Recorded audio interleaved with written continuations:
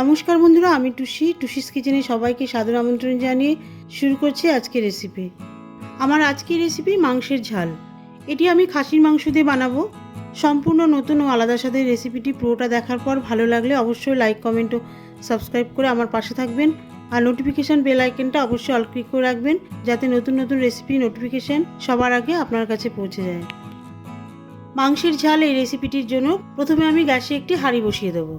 এর মধ্যে half cup মতন সর্ষে তেল দিয়ে দিচ্ছি। মিডিয়াম হিটে তেল গরম করে নিচ্ছি।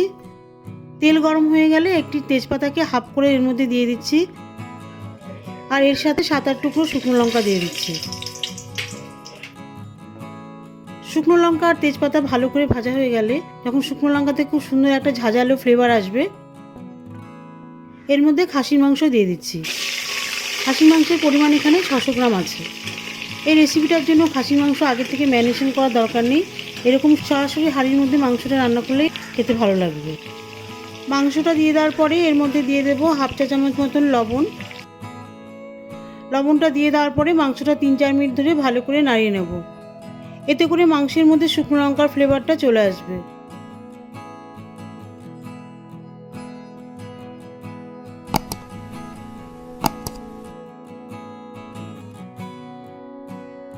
এবারে এর মধ্যে দিয়ে দেবো 2টো পেঁয়াজ কুচি।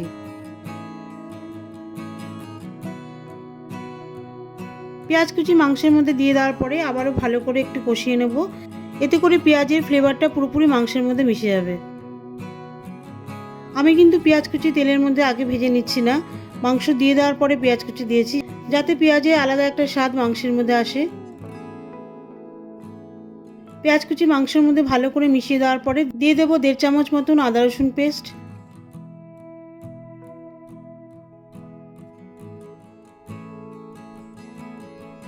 পেঁয়াজ আদা রসুন দিয়ে দেওয়ার পরে আবারও ভালো মতন কষিয়ে নেব, যাতে পেঁয়াজ আদা রসুনের যে রস থাকে সেটা মাংসের মধ্যে পুরোপুরি মিশে যাবে।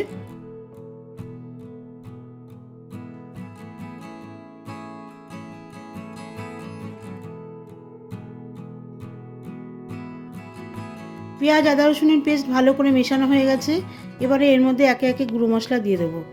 দিয়ে দিচ্ছি হাফ চা চামচের মতন গোলমরিচের গুঁড়ো, 1 চা চামচ করে জিরে গুঁড়ো, এর সঙ্গে দিয়ে দিচ্ছি ধনে গুঁড়ো, 1 চা চামচ কাশ্মীরি শুকনো লঙ্কার গুঁড়ো, নর্মাল শুকনো লঙ্কার গুঁড়ো, আর খুব সামান্য পরিমাণ হলুদ গুঁড়ো দিয়ে দিচ্ছি।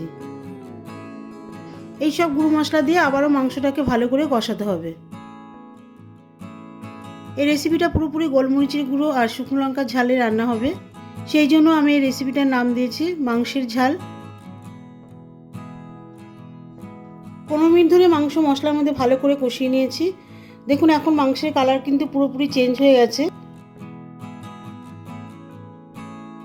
এখন দিয়ে দিচ্ছি 1 টেবিল চামচ মতন টক দই। টক দই দিয়ে দেওয়ার পরে মাংসের মধ্যে ভালো করে মেশাতে হবে।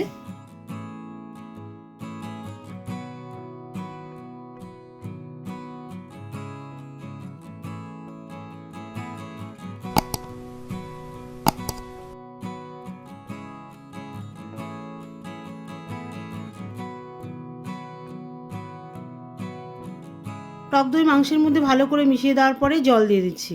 জলটা নিজেদের পরিমাণ অনুযায়ী দেবেন, যে যেমন গ্রেভি পছন্দ করেন সেই পরিমাণ অনুযায়ী জল দেবেন। আমি এখানে ছোটো গ্লাসে 1.5 গ্লাস মতন জল দিয়েছি। জল দিয়ে দেওয়ার পরে এর মধ্যে দিয়ে দিচ্ছি 2টো পাকা টমেটো পিউরি। টমেটো পিউরি কিন্তু আমি কষানোর সময় দিইনি, আমি ঝোলের মধ্যে দিয়ে দিচ্ছি, যাতে টমেটোর যে ফ্লেভার সেটা ঝোলের মধ্যে আসে আর গ্রেভিটাও খেতে খুব সুস্বাদু হবে। টমেটো পিউরি ঝোলের মধ্যে ভালো করে মিশিয়ে দেওয়ার পরে দিয়ে দিচ্ছি হাফ চা চামচ মতন লবণ। এর সাথে দিয়ে দিচ্ছি 4টে গোটা কাঁচা লঙ্কা। এতে করে কাঁচা লঙ্কার যে হালকা কাঁচা ফ্লেভার সেটা ঝোলের মধ্যে আসবে। এবারে মাংস সেদ্ধ হওয়ার জন্য ঢাকনা দিয়ে দেবো। ঢাকনা দিয়ে দেওয়ার পরে হাই হিটে 20 মিনিট ধরে মাংসটা ফোটাবো। 20 মিনিট পর ঢাকনা তুলে নিচ্ছি। দিয়ে দিচ্ছি হাফ চা চামচ মতন গরম মশলার গুঁড়ো।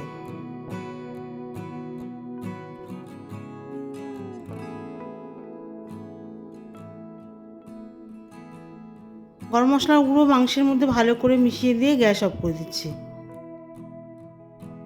মাংসের ঘন গ্রেভি তৈরি হয়েছে খুব সুন্দর।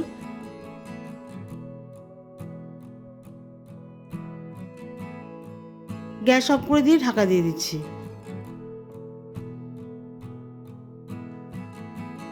গরম গরম ভাত, রুটি, পরোটার সাথে খান, অপূর্ব লাগবে।